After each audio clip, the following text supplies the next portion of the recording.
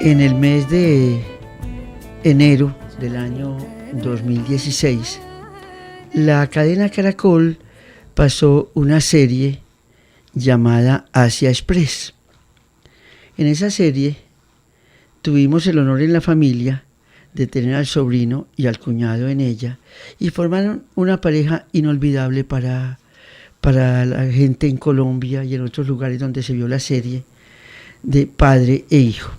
Tenemos el honor de tener a Mario y a Daniel en este momento con nosotros, y nos vamos a ir de viaje con ellos por esos países deliciosos, esos 4 países por los cuales estuvieron en concursos y en carreras y en maratones y haciendo sufrir al pueblo. Y entonces mi amiga decía, pero ¿cómo así? Que no ganen esto, que ganen los otros, que corran aquí, que corran allá. Todos estuvimos pendientes de esa forma de disfrutar un viaje. Bienvenidos, Mario, Daniel. Marga, muchas gracias. Muchas gracias, tía, por invitarnos al programa. Bueno, hay mucho para preguntar y mucho para conversar. Lo principal es que me encanta pensar que mi hermana Orieta María cuenta cómo fue que ustedes se hicieron en la fila para participar en ese concurso. Es que la historia es muy bonita. No, pues en ese sentido hay muchísimas cosas para contar. Pues estuvimos 2 meses viviendo esa experiencia y fácil nos podemos gastar 2 meses aquí contando todas las anécdotas que pasaron. Empezó, sí, haciendo la fila. ¿Pero qué dijo la mamá? Vayan a ver si de pronto ustedes también los pasan a ese concurso entre todas esas miles de personas, ¿o cómo fue? Mis amigos me dijeron, ve, hay un reality, es de aventura, hay que recorrer estos países, medítele. Y yo, sí, me interesa. Yo, ¿con quién voy? Entonces empecé a pensar como en mis amigos, y particularmente el año anterior había hecho un viaje con mi papá por Sudamérica, y pues en ese viaje yo creo que nos conocimos muy bien y nos conocimos como en esa faceta de aventureros. Entonces yo dije, no, pues mi papá, ese es el indicado. Ya le dijimos a mi mamá y pues... No, pues Daniel me llama a las 8 de la noche y me dice, papá, es que hay un reality de Caracol en Asia. Y yo le dije, reality. ¿Cómo esperas que yo me presente a una cosa de esas, hombre, ya con los años que tengo?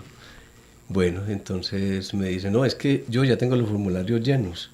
Nos tenemos que presentar mañana a las 8:30 en Plaza Mayor. Y vamos al casting. Entonces, ¿Y era larga la fila? Sí, había bastantes personas. Pero algo en particular era que la gente eran muchos jóvenes y iban con sus amigos, la novia, pero generalmente todos jóvenes. Casi nadie fue a presentar con el papá. Entonces eso fue lo que hizo que esta pareja tuviera como algo diferente que mostrar, y yo creería que por eso fue que nos escogieron. Era una pareja muy extraña, no era una pareja tan pareja, ¿cierto? Porque pues en estos tiempos no se toma muy en cuenta lo que es un hijo salir a aventurear con el papá. Antes de esa aventura, qué dicha recorrer un poquito la historia de Sudamérica, porque eso que dice Daniel, allá nos conocimos más. En ese viaje mi padre y yo nos descubrimos y esos caminos. ¿Cómo fue eso de padre e hijo? De padre e hijo, redescubrirse a través de los viajes. Hablemos un poquito de Sudamérica antes de irnos para el Asia. Bueno, pues como siempre fueron viajes muy inesperados. Empezando desde el principio fue muy curioso, porque Daniel dijo algún día en la casa, bueno, mamá, yo me voy de viaje, voy a recorrer Sudamérica. Y claro, la mamá puso el grito en el cielo y dijo, no, mi hijo, solo se va a ir por allá. No. Y claro, me montó el paseo a mí. No, que lo acompañe su papá, porque ella pues para viajar no mucho. Y claro, de un momento a otro estaba metido en el paseo. Y nos fuimos 2 meses de mochileros a recorrer Sudamérica, pues parte de Sudamérica al menos. A ver, un poquito del itinerario y esas dichas y algunas peripecias, porque debieron ser muchísimas. No, ahí hay otro reality también para contar. Pues arrancamos de abajo para arriba. Empezamos en Chile, fuimos a Santiago de Chile, y luego estuvimos unos días conociendo pues como ese sur de Chile y la parte de los lagos en Bariloche, Bariloche en Argentina, Puerto Varas en Chile. Luego cruzamos a Bariloche en Argentina y estuvimos pues un tiempo por Argentina. Pero más que todo, ya volvimos a subir y pasamos más tiempo sobre todo en Bolivia y Perú. Bolivia pues fue un país encantador, yo creo que allá se quedó gran parte como de nuestro corazón, porque es un país que si bien pues tiene muchas deficiencias, por ejemplo en el turismo y hay mucha pobreza, en algunos lados pues es como muy contrastante, mucha brecha social ahí y económica, pero los paisajes son increíbles. Y nosotros íbamos en ese plan, nosotros no íbamos como en el plan de conocer ciudades, sino de ver paisajes, de ver montañas. Turismo de aventura, de paisaje. Ay, qué dicha. Y nada, en lo posible nada de tours, nada, todo lo íbamos armando a diario el viaje. Y sí es cierto, es que ya me lo han dicho varias personas. Iván Darío, entre el agente Iván Darío López también. Ay, tía, los paisajes de Bolivia. Un poquito detengámonos en esos paisajes de Bolivia. Bueno, pues llegamos a La Paz. Lo primero que nos dio fue muy duro la altura.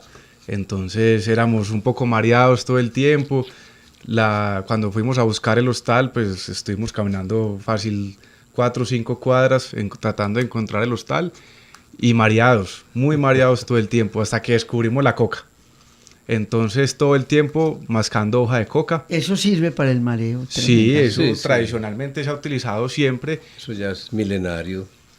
Y nos funcionó muy bien. Hacíamos té de coca todas las mañanas, lo llevábamos en un termito caliente y todo el día. Y eso quitó los mareos. Sí, El gran parte. Ese es el soroche. Soroche. Se llama aquí, por allá también lo llaman igual. Y entonces, después de La Paz, ¿se van para dónde? En La Paz hicimos, Pues no salgamos de Bolivia, siquiera que comenten un poquitico. hicimos un recorrido muy cerca a La Paz, porque La Paz está a los 3.600, 3.800 metros. Es una ciudad de 2 pisos, tiene otra parte que es más alta, que se llama la Ciudad del Alto. Es como el segundo piso de La Paz, que ya cuando nos tocó ver caer lluvia, caía nieve. Eran pedacitos como copitos de nieve.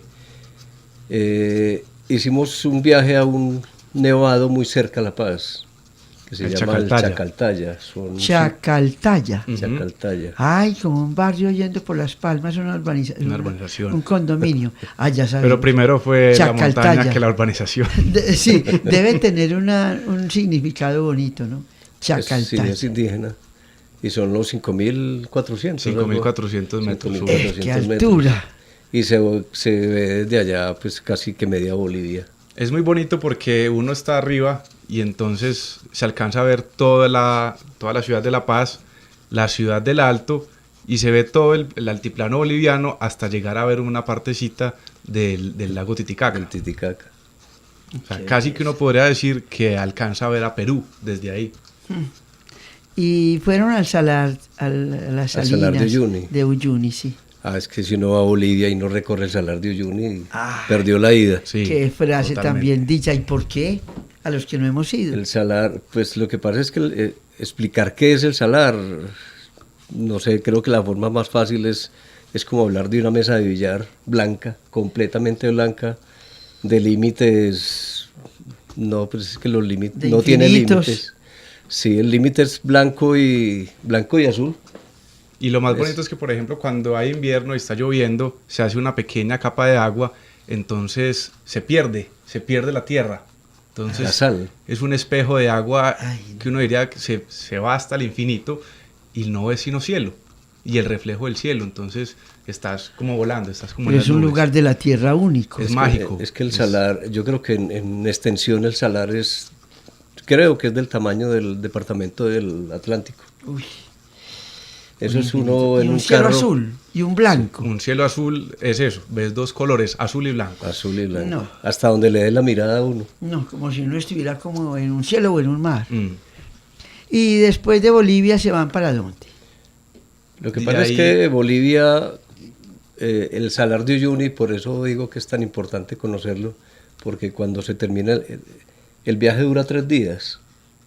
En el primer día se recorre el salar y termina en un hospedaje, pero al otro día ya se recorren son las carreteras de arena y desierto frío. Entonces es pasando por lagunas verdes, azules, moradas, de acuerdo a la zona minera que tenga, y en medio de volcanes, nevados y desierto frío. Qué dicha este brevísimo, brevísimo, como dice una amiga, homenaje a Bolivia, porque merecería muchos programas y muchas conversaciones. Entonces, ¿cómo sigue ese periplo de padre e hijo por Sudamérica? ¿Para dónde se van después de Bolivia? De ahí llegamos otra vez al al norte de Chile, a recorrer la Atacama. Queríamos ver una noche estrellada, queríamos ver el cielo desde uno de los mejores lugares para ver la noche, que es el desierto de Atacama. No, pero es que ustedes ya nos están humillando demasiado. No, esto hay que interrumpir esta conversación. Cuenten pues de la Atacama. Lo más gracioso es que el cielo, uno ve esos documentales del espacio, donde no cabe un puntico brillante, lleno de estrellas. El cielo es así, el cielo no le cabe nada. Hay que ir allá o a la Tatacoa pues para ver esas noches tan estrelladas. Sí, la Tatacoa es supuestamente en Sudamérica el segundo mejor lugar para ver la noche. Después de la Atacama. Qué raro, esos espacios pues totalmente libres son los que... Ya hay que subir allá al satélite del Hubble pues para poder ver otra vez las estrellas. No, pero todavía entonces, se puede, en esos sitios se puede ver el cielo así. Sí, pero todavía. Cuenten la experiencia de la Atacama. Es como sentirse uno rodeado del milagro. Bueno, ahí pasó algo muy bonito y es que conocimos el sur de Bolivia, es el Atacama, pero el Atacama alto, ¿cierto? Es un Atacama que está más o menos a 4.000 metros de altura, entre 3.500 y 4.000 metros. Muy frío. Ya llegamos a Chile y es un Atacama casi que a nivel del mar, es un Atacama muy bajo, una temperatura mucho más cálida, la gente, las carreteras, todo, la cultura cambia mucho, de país a país cambia mucho, pero el paisaje sigue siendo igual de encantador, es gigante y las montañas son muy marcadas. Hay un lugar muy bonito cerca de San Pedro de Atacama que se llama el Valle de la Luna. Y bueno, por ahora pues no conocemos la luna, pero podríamos decir que estuvimos ahí. Pero por lo que han mostrado parece. Sí, es muy parecido. Pero es una... Y suben a Perú. De ahí subimos a Perú, ya por la playa, por el borde de la costa, y empezamos a conocer, bueno, fuimos hasta Ica.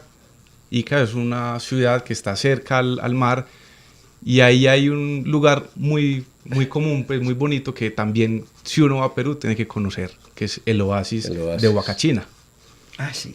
Es un pequeño poblado rodeado de unas dunas gigantes. Como de un desierto. Sí. Sí, es lo mismo. Es como estar en un desierto y dunas en movimiento, mucho viento, arena. El oasis de Huacachina. Huacachina. Sí, muy es bonito. Imprescindible al sur de Perú conocer ese lugar. Sí, es un lugar mágico. Las dunas siempre hemos imaginado esos oasis como que uno ve en las películas, y ese es el lugar perfecto para no decir esto es un oasis. No faltaba sino el camello, pues. Aunque es muy particular porque está a unos 10 kilómetros de la ciudad, pues realmente no está alejado en medio de la nada.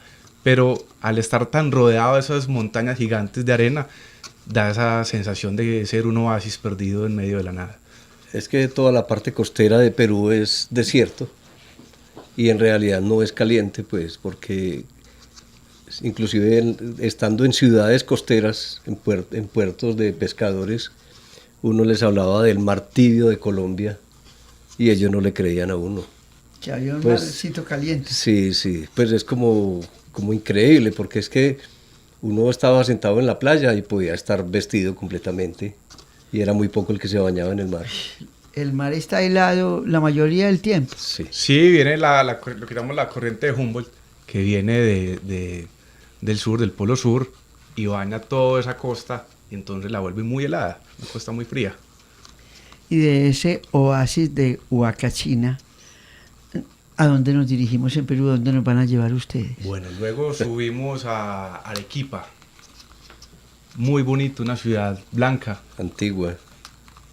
Es una ciudad, bueno, recorrimos como muchas de las ciudades, pues tiene un centro histórico muy marcado, muy bonito, muy bien cuidado, y ya pues las lejanías, las periferias de la ciudad pues se van como degradando un poco. Ya todas son iguales. Y pierden la calidad pues como de esa arquitectura y toda esa cultura. Pero recorrer ese centro histórico es igual de maravilloso. La ciudad blanca. Es una ciudad blanca. Muy bonita. Es muy bonito porque al fondo de la gran catedral, una catedral que se ha derrumbado varias veces porque han habido terremotos muy Zona fuertes. muy sísmica. El fondo de la catedral es un volcán. Entonces se ve muy, muy bonito. Bueno, nos van Es a que, llevar en Arequipa. lo que es en Bolivia y en Perú son muy comunes los nevados, y en Ecuador Uy, qué belleza. se los encuentran en toda parte, los nevados y volcanes. Bueno, como nuestro viaje pues no era a América, sino irnos al Asia, pero lo que ustedes nos han dicho es premonitorio para ir a Asia. Me parece que lo que dijo Daniel, de irse con su padre primero en ese viaje, fue el mejor entrenamiento para hacer el otro viaje después. Y es que un viaje, Marga, es yo creo que la mejor forma de no conocer las personas. Ahí es donde uno se da cuenta quién es uno y con quién está. Porque necesita, a ver, vamos a ver, Danielito, haz de filósofo joven, y después le pregunto al papá, ¿qué se necesita para ser un buen compañero de viaje? Bueno, es una Di pregunta... algunas de las características. Yo creo que es una pregunta compleja. Pero, por ejemplo, en un viaje me parece que algo muy importante es uno entender que está de viaje, que las cosas que está viviendo son relativamente fugaces. Nosotros en nuestra cotidianidad estamos acostumbrados a una buena cama, que el baño está ahí, la cocina, tu comida tradicional, todo está ahí, ¿cierto? Pero cuando vas de viaje todas esas cosas desaparecen. Entonces a veces tienes que sacrificar tu comodidad, entrar a un buen baño, compartir la habitación, comer algo de la región, que a veces no va a ser lo que más te gusta, pero hay que compartirlo. Entonces entender que ya no vas a vivir esas cosas porque no estás en tu casa, y entender que el viaje va a traer unas nuevas y que simplemente hay que aceptarlas y dejarlas que lleguen, es como ese primer paso para que un viaje personalmente sea muy bueno, porque estás ya receptivo a que todo lo que viene es porque el viaje te lo está dando, nadie te está obligando, ni es un dolor de cabeza, porque si no lo aceptas se vuelve un dolor de cabeza. Una persona pues requeñecuda, como decía mi mamá, que no puede salir de su casa porque fuera se siente mal, si la almohada no es la misma, si todo, le sería entonces muy difícil viajar. Es muy difícil, uno tiene que acostumbrarse a muchas cosas y creo que la situación es mental, es una preparación mental, porque casi todo lo que uno va a hacer es desconocido, es un aprendizaje y por eso se llama turismo de aventura, porque no es un turismo de hotel donde se llega, tiene una buena habitación, un buen baño, que inclusive ahora hablamos de lo que es tener un baño, Sí, ahora disponer de un baño y disponer de papel higiénico, cosas tan donde se vuelven los elementales. placeres de la casa Sí. universales en un viaje. Exacto, uno no cree, uno jamás pensaría que de las cosas que uno más añoraría sería un rollo de papel higiénico, ¿Verdad? es increíble. ¿Verdad? Entonces uno tiene que conocer muchas cosas, acostumbrarse y adaptarse a muchas cosas Bueno, diferentes. pero antes del aprendizaje que vamos a recibir y que la enseñanza que nos van a dar, un poquitico, pasaron por Ecuador. Sí, pasamos por Por Ecuador, tierra. pero más bien fue muy fugaz, ya se nos No, estaba acabando el Ya tiempo. se está acabando el tiempo. La plata no, sino el tiempo. Ambas. La verdad fuimos más bien con poco dinero y Estuvimos 2 meses, Pero en en ese viaje. Ecuador dicen que Cuenca es que es bellísima. No No conocieron. estuvimos. O sea, por estuvimos Ecuador en vamos a bus. tener que pasar. ¿Y se vinieron ya en aviones o por tierra también por En Colombia? avión. ya finalmente tomamos un vuelo de Quito a De Medellín. Quito a Medellín. O sea, lo central fue Chile, Bolivia, Perú. Sí, Argentina no. Argentina no. un poco. Argentina un poco. Ya quedará Brasil, Argentina, Uruguay, Paraguay para otra oportunidad. Es que uno se toma 2 meses de viaje y recorre y realmente es una muestra gratis lo que uno ve.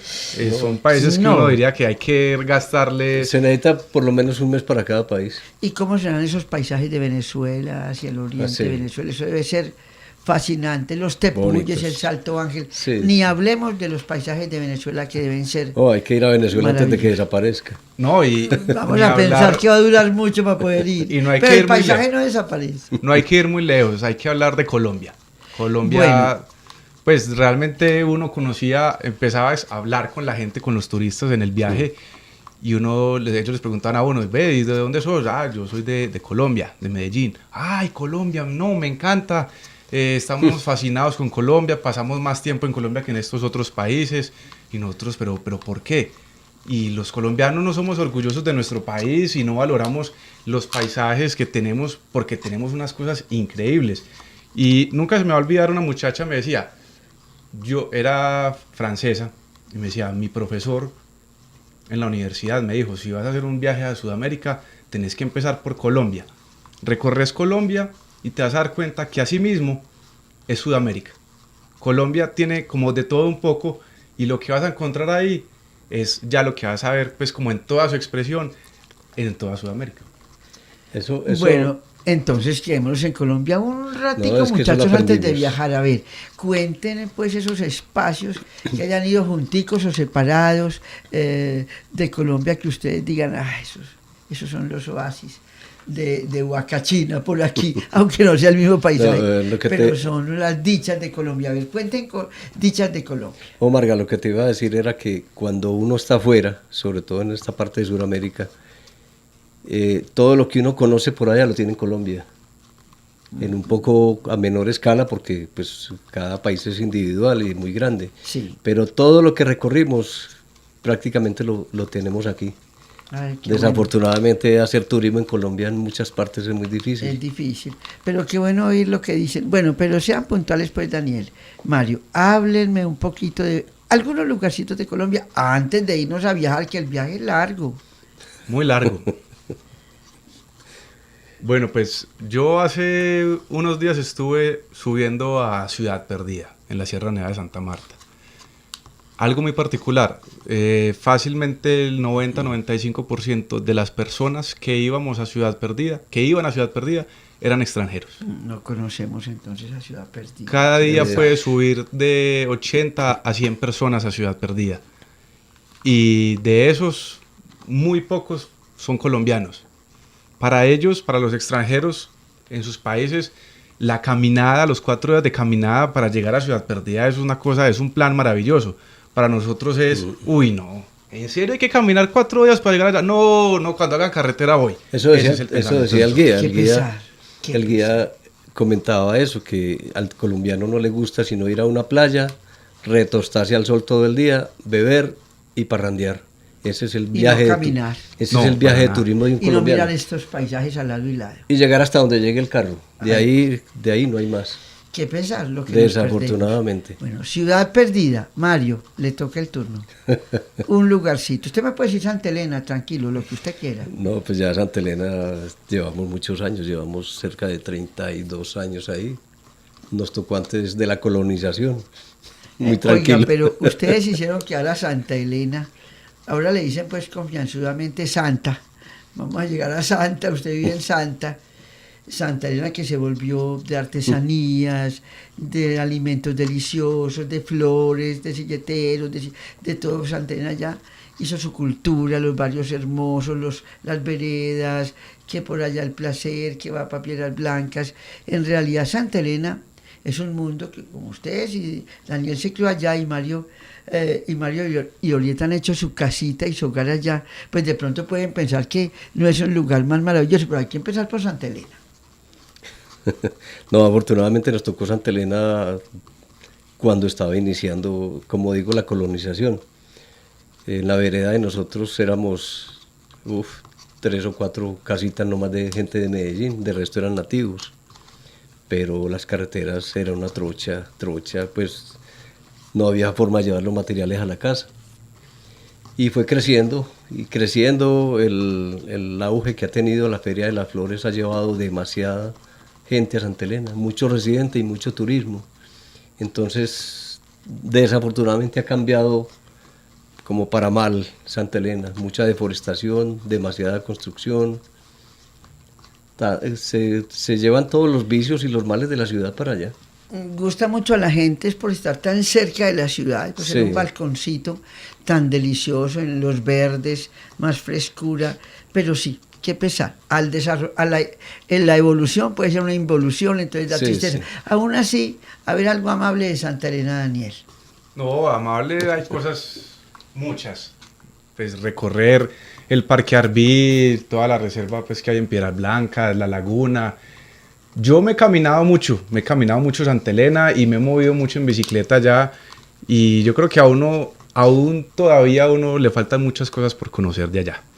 Y también las personas, la cultura silletera, hay familias silleteras pues que ya han, digamos que reestructurado y lo han vuelto muy fuerte ese asunto de la familia silletera, entonces también ya lo han publicitado y es más fácil llegar allá y conocer bien cómo es ese origen de la cultura silletera.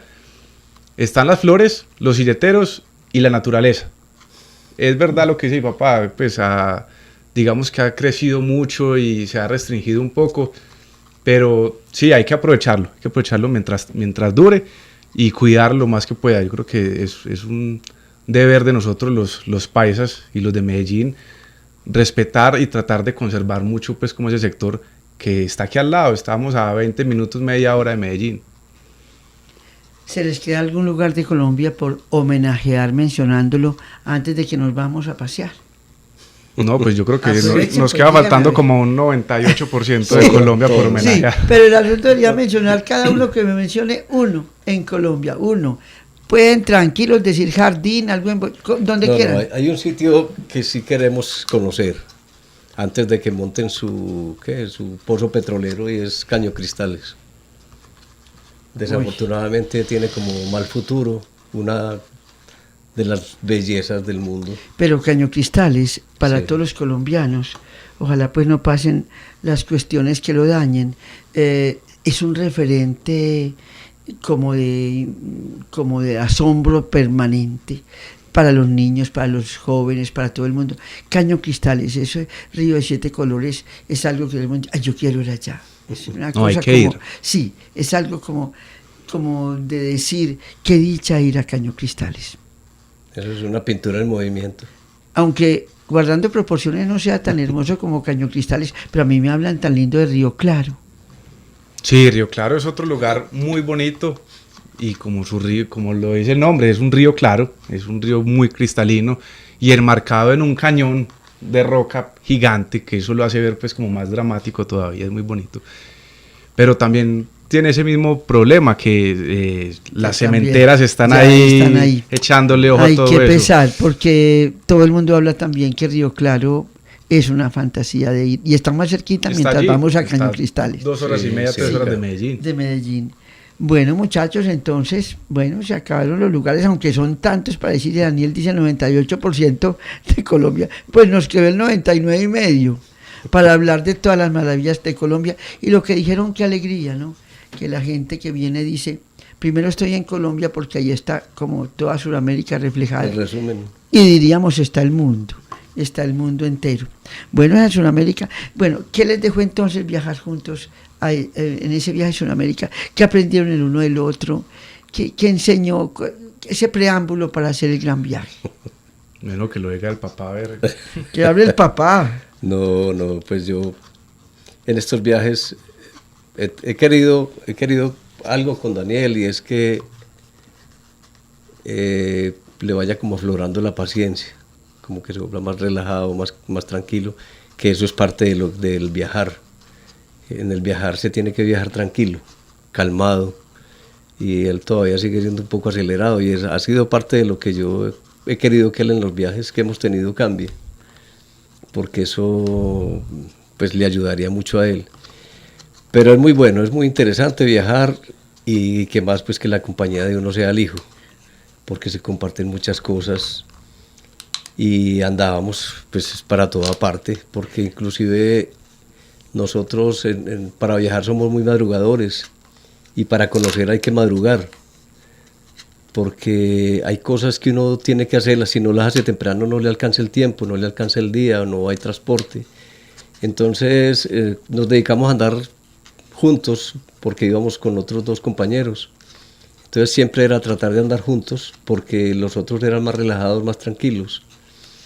Y uno pierde muchas oportunidades de andar juntos, de hacer las cosas. Ya llega un punto en que uno no necesita hablar mucho porque todo se va como acomodando, todo se va organizando muy bien. Y eso es parte del viaje, es uno conocer como detallitos, cositas, errores que comete uno, errores que comete el otro, cómo se solucionan los problemas y cómo pasa uno, cómo descansa. oyendo al papá hablar, entonces nos da la idea de que los viajes no se regresa nunca el mismo después de un viaje. Creo que puede ser breve el viaje también para cambiar la vida. Pero entonces lo que estoy pensando, según me hace pensar aquí el filósofo don Mario Beltrán, es que uno también viaja hacia sí mismo, hacia su misma alma, Danielito, que dice. Porque si el papá dice, si el hijo está un poquito impaciente, va a aprender un poquito la paciencia en los viajes, y los viajes sí le van a enseñar esa paciencia. Creo que entonces también son los viajes para uno conocerse un poquitico más y mejorar y volver mejor ser humano. Por ejemplo, la paciencia, que es tan difícil. No, yo estoy totalmente de acuerdo con mi papá. Uno viaja, de hecho, el viaje a uno mismo empieza mucho antes de que el viaje físico empiece, ¿cierto? El proponerse ir a un lugar, el investigar, todos esos preparativos que uno va haciendo meses antes, hace que uno mismo, ese ser interno, empiece ya el viaje y empieza a descubrir muchos retos. Un reto, por ejemplo, como el que, bueno, tengo que empezar a ahorrar para el viaje. Entonces, todo lo que voy a hacer en este momento, todos los proyectos que tengo que terminar en este momento, son en pro de conseguir ya sea el dinero para poder ir a viajar. Entonces, todas esas cosas hacen que uno prepare su mente, que uno proyecte su mente al lugar donde va a viajar y haga que eso se materialice. Uno viaja con la mente, definitivamente. Si uno no pone su mente en el viaje, es como ver televisión. Es ver una pantalla ahí pasando cosas. Bueno, entonces resulta que allá de la empresa, de la cadena, les dicen, señores, ustedes son elegidos. Y entonces, ¿qué pasó, muchachos? ¿Ustedes cómo se pusieron? No, ya la verdad no nos la creíamos. No. Ay, ¿cómo así? Todavía Sí no. nos vamos a ir allá. ¿Entre cuántas personas más o menos fueron elegidos? No, habían miles de personas que se Miles, presentaron. en todo el país. En todo el Sí. país. ¿Para sacar cuántas parejas? 12 parejas. Dios mío, entonces fueron muy de buenas. No, en Plaza Mayor la fila era, cuando llegamos, era una fila por ahí de 3 cuadras. Y entonces, ¿cómo los miraron a ustedes? No, yo creo que fue eso, el hecho de ver una pareja diferente, de ver un padre y un hijo aventureros que se entienden a la hora pues como de la aventura, que comparten tantas pasiones porque nos encantan las motos, la madera, la arquitectura, la aventura, entonces todas esas cosas. Bueno, no, pero es que queremos nosotros los niños que nos expliquen bien. Ustedes están en la fila y ellos van pasando y los ven, ¿o cómo es la cosa? No, A ver, Mario. sucedió algo muy curioso. Llegamos tarde, por eso nos tocó la fila de cerca de 3 cuadras. Pero cuando llegamos a la cola, llegó la reportera y el camarógrafo del programa de Caracol. Y estaban de últimos. Sí, estábamos de últimos, llegaron ellos, instalaron a hacer las entrevistas y a la primera persona que ellos le preguntaron algo fue a mí. ¿Y qué te preguntaron más? Y me dicen, pues como me veían ya de edad, me dijo la periodista, ¿usted está en la fila o está acompañando a alguien? Y le dije, no, yo estoy aquí en la fila. Es que, sí. ¿Y quién es su pareja? Y me dijo, este muchacho es mi hijo. Es que, padre e hijo, eso está muy interesante. Y ahí mismo nos hicieron entrevista, al otro día salió en televisión y a partir de ahí las cosas Desde se fueron ahí, como... les hicieron la entrevista. como Ahí nos suavecitas. dimos cuenta que, fue madre, esto, aquí pasa algo, ¿cierto? Somos una pareja atractiva, la gente nos está mirando y ella se dio cuenta de una de nosotros, porque había mucha gente también para entrevistar, ¿cierto? Pero digamos que todos eran muy, muy iguales. Sí. Entonces ahí empezó todo, nosotros, esto sí va para algún lado. ¿De Antioquia cuántos seleccionaron? Eso pues era de varias partes del país. Pasaron Cinco parejas. cinco parejas. Entre parejas miles de- de personas, 5 parejas. 5 parejas de Antioquia. Entonces, al otro día televisión, ¿cómo así? Sí, ya estaban haciendo pues como entrevistas de la gente que había presentado el casting y nos mostraban a nosotros ahí pues como los que habíamos presentado el casting en Medellín. Ya de ahí pues el canal se comunicó con nosotros, nos dijo que estábamos preseleccionados y comenzó un proceso de preselección más o menos de 2 meses. Ay, Dios mío, ¿y cómo era el proceso? Eran exámenes nosotros no tenemos médicos, mandando documentación, papeleos, las vueltas de las visas, porque hay que pedir visas de trabajo para cada país. Eso es como muy serio. Sí, Sí. eso Sí, lo sí, claro. organiza, de hecho eso no lo organiza el canal, sino una empresa belga que son los dueños del formato y ellos se encargan de todo ese proceso, pero es un proceso igual muy largo, muy demorado.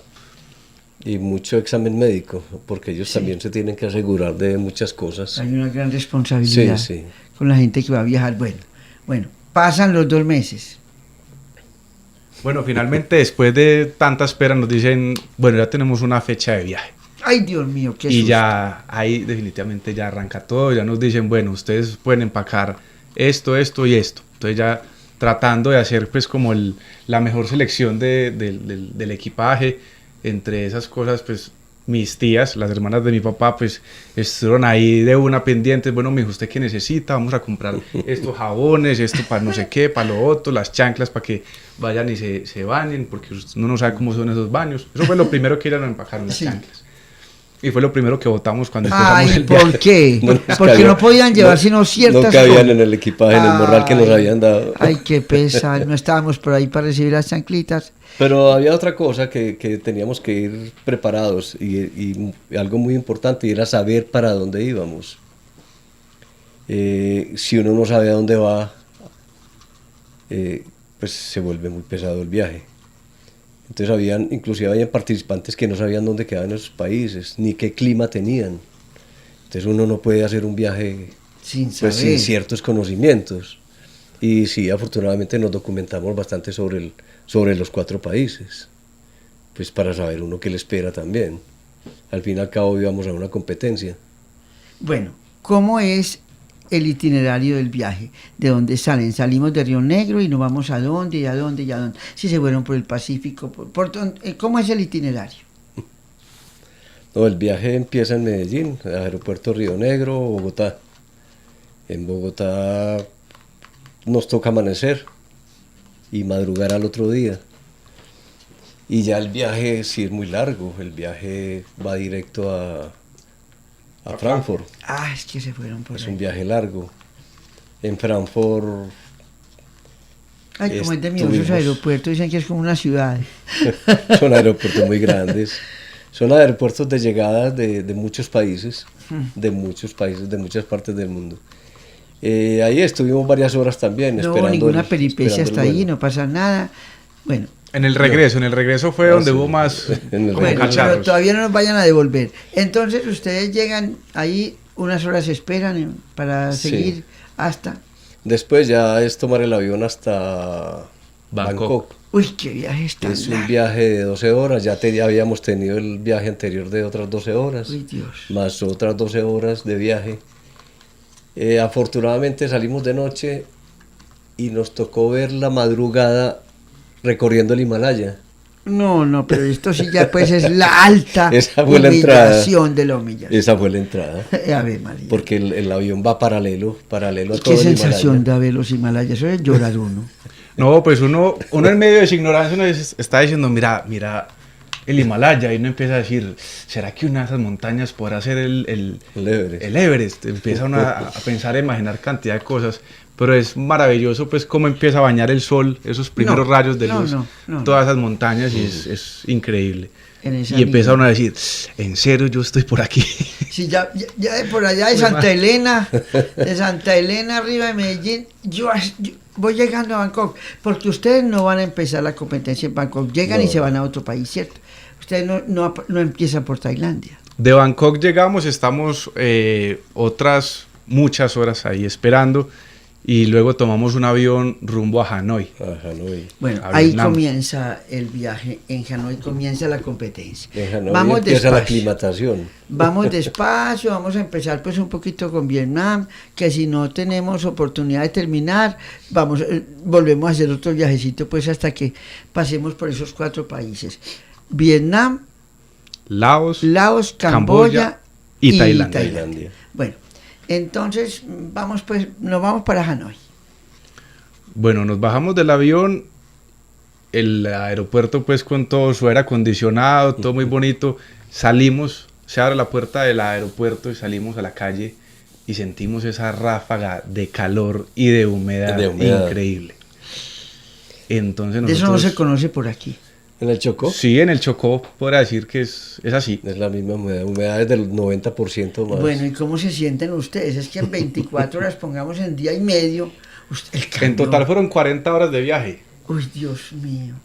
Y entonces, ¿cómo es? Pues vamos, extendámonos en Vietnam todo lo que quiera.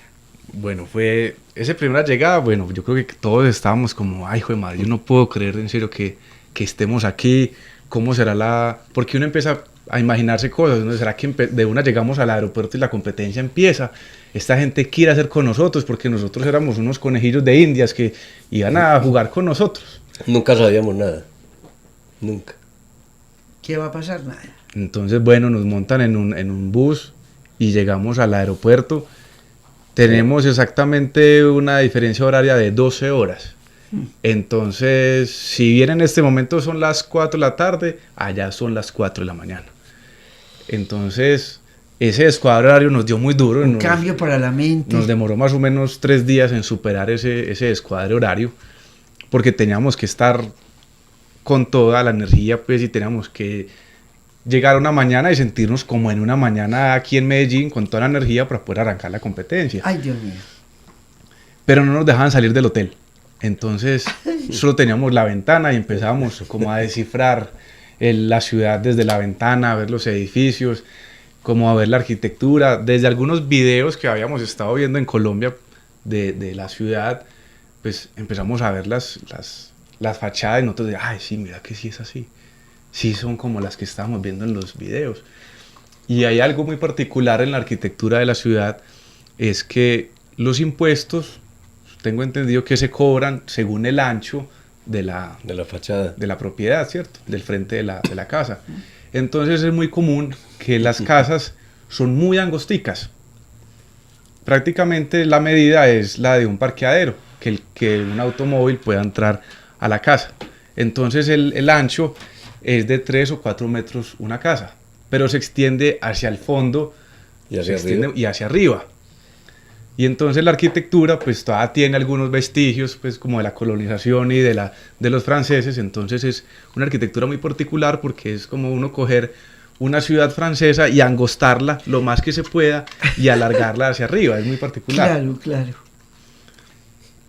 Bueno, esas fueron pues como esas primeras visiones que tuvimos de la ciudad desde la ventana del hotel. Y las motos. Daniel, pero devolvámonos un poquito, porque es que en verdad esas personas sí dieron con la clave ahí. Porque es que yo, padre e hijo, va la familia, aunque no está completica ahí con la hermanita y la mamá, va la familia ahí. O sea, no es lo mismo con un amigo, con un desconocido. Podría ser también con un ser amado en cuanto a una novia, un novio, así. Pero padre e hijo, yo creo que se protegen a los dos y forman una unidad. A mí me parece que eso es muy importante que hablemos de eso durante el viaje, porque ustedes dos tienen una concepción distinta. Bueno, también iba una madre con su hija también, pero una concepción distinta de lo que sería viajar juntos. Yo creo, Daniel, que ahí hay algo muy sagrado. Pero miremos esto, tú como arquitecto, el padre como carpintero, porque me acuerdo que mi hermano Orieta cuando estaba de novia de Mario decía, no, Marga, a él no le gusta la palabra ebanista, eso es como muy elaborado, carpintero, que es una cosa más sencilla, pues así como desde San José vino la cuestión, carpintero, una cosa más sencilla, pero quiero contarle pues a los oyentes que no es cualquier carpintero, porque bastante le hacen la venia y tiene bastante gente que va a aprender en su casa esa maravilla de ese arte de lo que es manejar la madera y tomar obras de arte a toda hora por eso. Entonces, bueno, un carpintero y un arquitecto se ponen por la ventana pues a mirar la ciudad y a decir esto sí es como en los videos. Y entonces, ¿qué pasa? Porque es que vamos a pasar a la comida, entonces, ¿qué nos van a dar? No, Marga, pues por la edad que tengo yo, pues entre otras cosas, cuando nos fuimos para el viaje yo había acabado de cumplir 62 años. Entonces nos tocó todo el proceso de la guerra de Vietnam, toda esa violencia que hubo con Estados Unidos, con Rusia, y fue un país totalmente destrozado, pues por televisión, que fue tan publicitada esa guerra, las masacres, los bombardeos, la destrucción de un país. Entonces parte de lo que nosotros queríamos conocer de Vietnam era qué había pasado con la guerra, qué había pasado con el país, y pues afortunadamente vimos un país totalmente diferente, muy organizado, muy industrializado. Sí, pues es triste decirlo en esa forma, pero es como si la guerra le hubiera hecho un favor a Vietnam, como si los hubiera beneficiado, porque el desarrollo es muy, muy grande y pues sí, la gente se ve como muy bien. Pasaron más de 40 años y el país se rehizo. El país renació, el país se ve muy bien. Y turísticamente, industrializado. Y la gente yo creo que la guerra sí no los cambió. La gente amables, queridas y... Las gentes fueron como lo primordial en los 4 países. Yo creo que Ahora nos van a contar un poquito qué semejanzas, qué diferencias. Antes de eso, bueno, Daniel hablaba siempre en los mensajes que quería conocer ¿cómo es? La laguna de... la bahía de Halong. La bahía de Halong. Halong. Halong. Halong significa donde nace el dragón. En la bahía, como la bahía tiene unas montañas en piedra muy grandes. Muy diferente a las montañas, muy raras. Son paredes, son unas grandes paredes de roca. Islitas, son llenas de islas pequeñitas, son miles de islas. Una visión para nosotros. Entonces desde lejos, ellos dicen que se llama Halong, donde nace el dragón, es porque desde lejos se ven esos montículos como si fuera el lomo del dragón que está en el mar.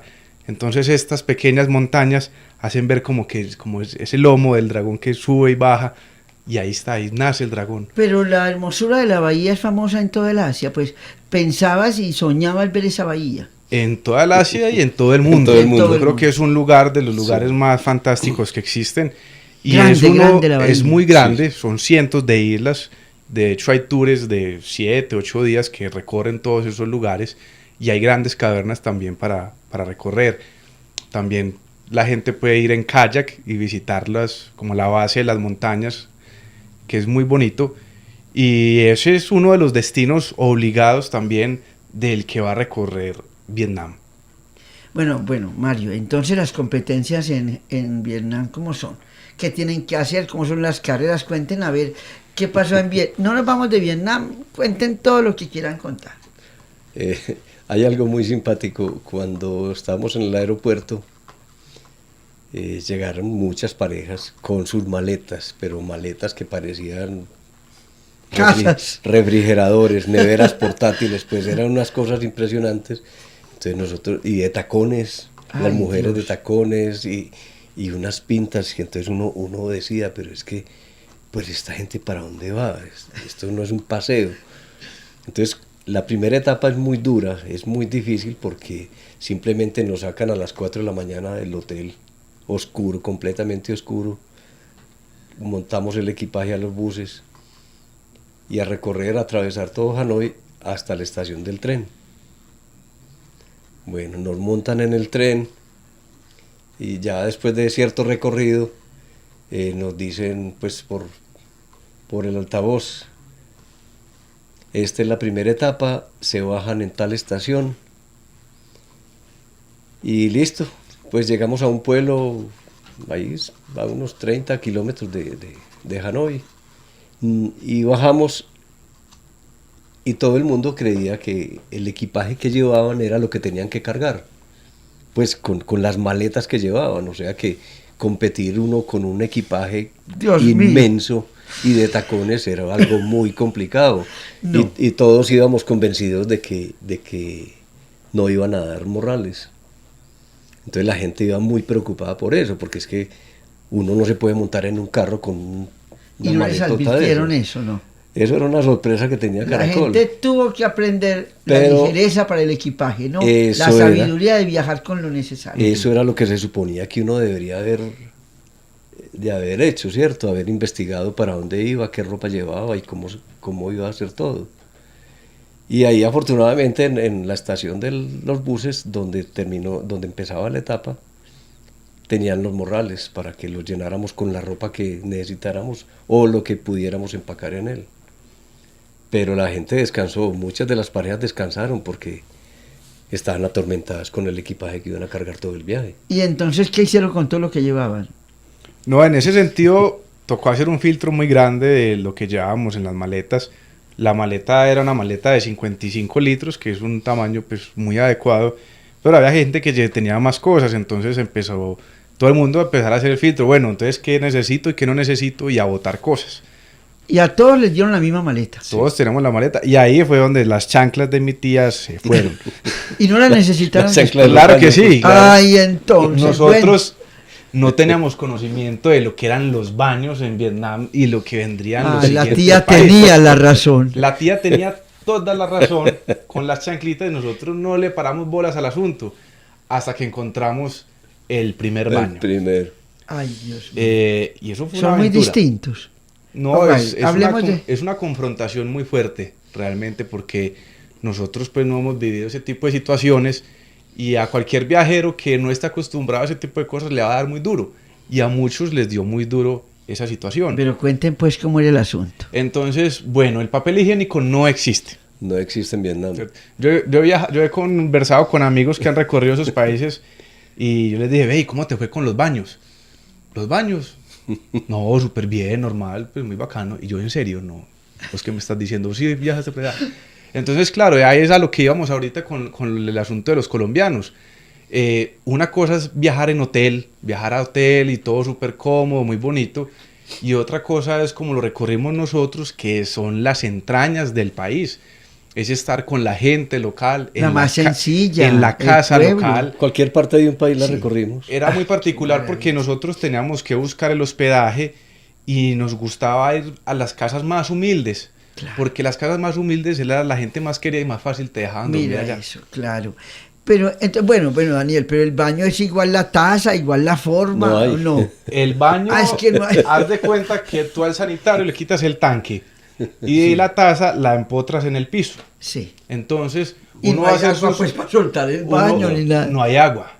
Hay un estanquecito al lado con una poncherita, baldecito. con un baldecito con agua y ahí con eso vas a vaciar el baño.